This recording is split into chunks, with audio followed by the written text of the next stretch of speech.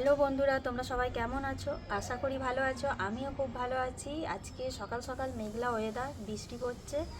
তা আমি দেখতেই পাচ্ছ ছাদে এসেছি কারণ একটা কাজ করতে। কাজটা হচ্ছে অনেকটাই বড় কাজ। বাবা কাল গেছিলো দীঘাতে গিয়ে একটা জিনিস নিয়ে এসছে, যেটা বাঙালি মানেই ইমোশনাল, বাঙালির ভালোবাসা জড়িয়ে আছে।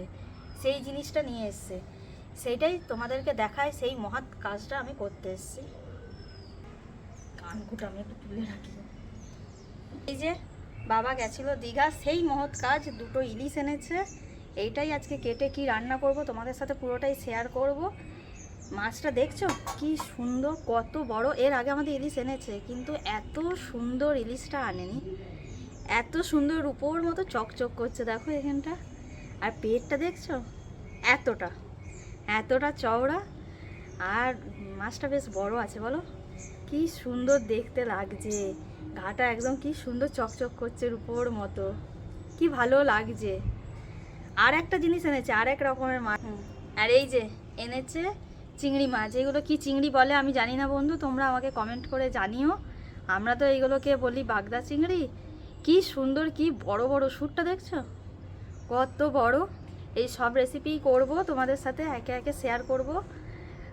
দেখছো, এই দেখো কত এনেছে। পাগুলো দেখো কি সুন্দর। বাবা এর জন্যই বিশেষ করে দীঘাটা গেছিলো।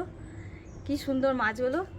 এটা একটু সাইজে ছোট, কিন্তু কি চকচকে, কি সুন্দর গাটা, একদম চকচক চকচক করছে রূপোর মতো। মাছটায় ডিম হয়েছে, পেটটা বেশ চওড়া আছে তো, মনে হচ্ছে ডিম হয়েছে। এই মাছগুলো খেতে খুব ভালো টেস্ট হয়, দেখছো কত সুন্দর। আজকে এই দিয়েই হবে রান্না। আজকে আমাদের এই রান্নাই করব, চলো তোমাদের দেখাবো। অত না, মাছটা টাটকা আছে, দেখছো টাটকা, রক্ত বেরোচ্ছে কেমন লাল। ডিমটা দেখছো কতটা ডিম হয়েছে।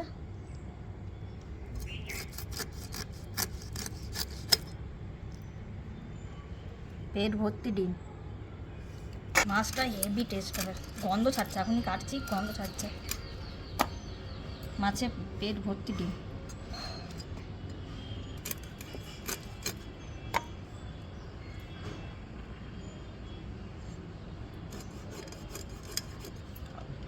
আমাদের বটির রকম ধান নেই, এটা তো মাছ কাটার বটি নয়।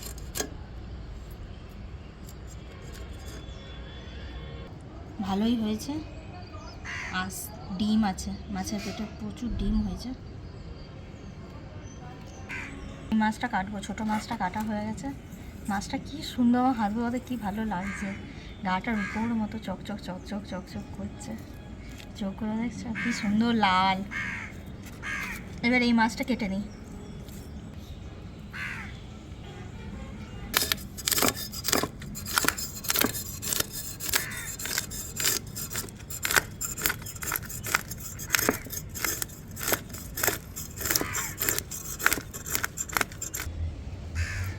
এরকম করে কি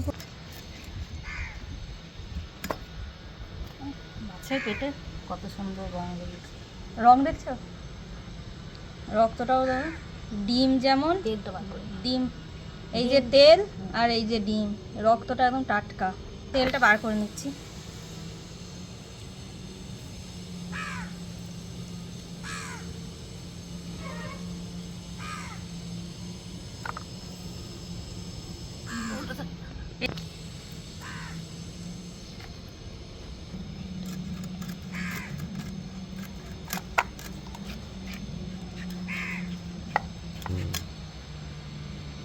এই যে বন্ধু পিসগুলো কাটলে, প্রথম কাটলে বলি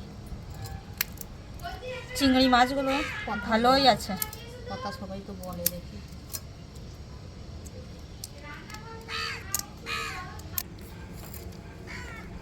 এই যে চিংড়ি মাছগুলো ছাড়াচ্ছি, খোলাগুলো পুরোটাই ফেলে দিচ্ছি।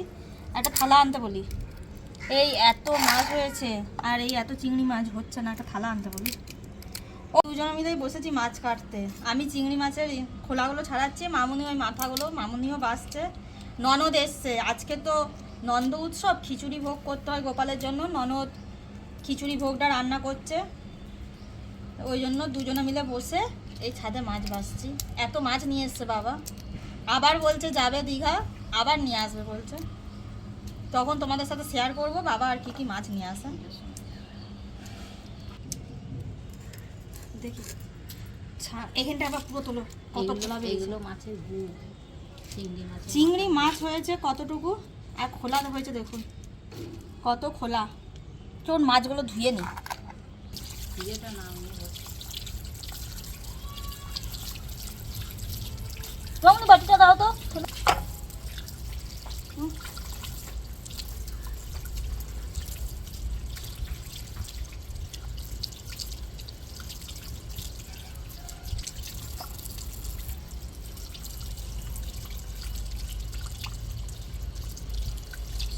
বন্ধুরা আমার মাছগুলো দেখো ধোয়া হয়ে গেছে, পরিষ্কার করে ধুয়ে নিয়েছি।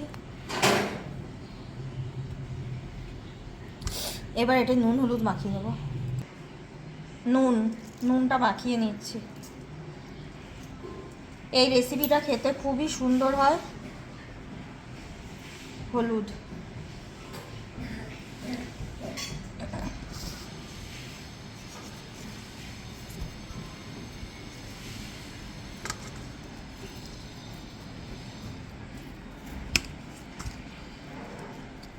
মাছের মাথাটা কত বড়।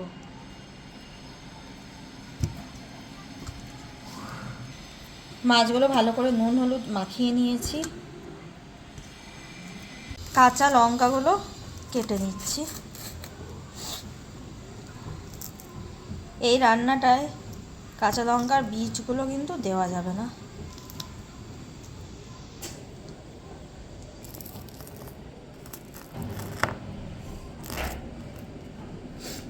বীজগুলো আমি একে একে সব বার করে নিচ্ছি।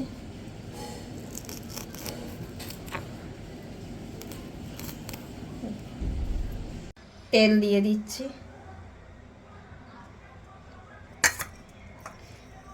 রান্নাটা সর্ষের তেলে করার চেষ্টা করবেন, তাহলে খুব ভালো হয় ইলিশ মাছ রান্না। কালো জিরে ফোড়ন দিলাম। কাঁচা লঙ্কা যেগুলো কেটে বীজ ছাড়িয়ে রেখেছিলাম সেগুলো দিয়ে দিলাম।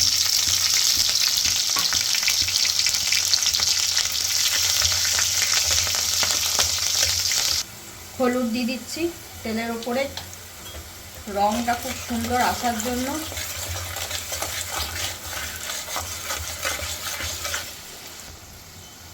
এবার জল দিয়ে দেবো।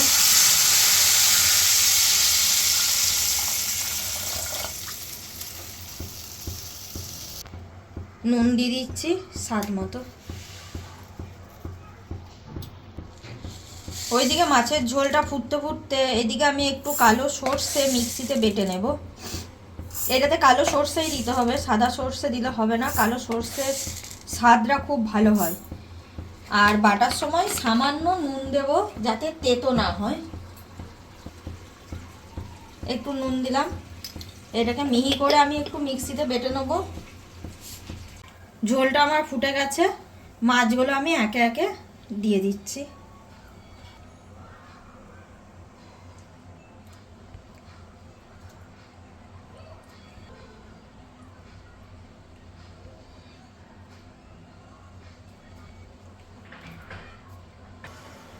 এটা একটু আস্তে আস্তে জোর কমে হোক, ততক্ষণ আমি সর্ষেটা বেটে নিই।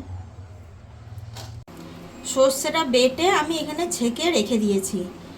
আর এই দিকে মাছের ঝোলটা ফুটে গেছে। এই সর্ষেটা যেটা ছেঁকে রেখেছি সেইটা এবার দিয়ে দেবো এটার মধ্যে।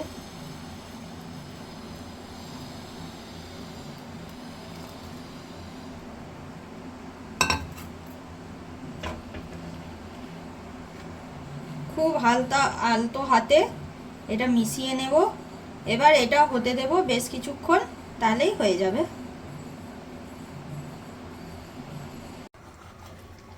আমার রান্নাটা হয়ে গেছে। এবার উপর থেকে একটু কাঁচা সর্ষের তেল আমি ছড়িয়ে দেব।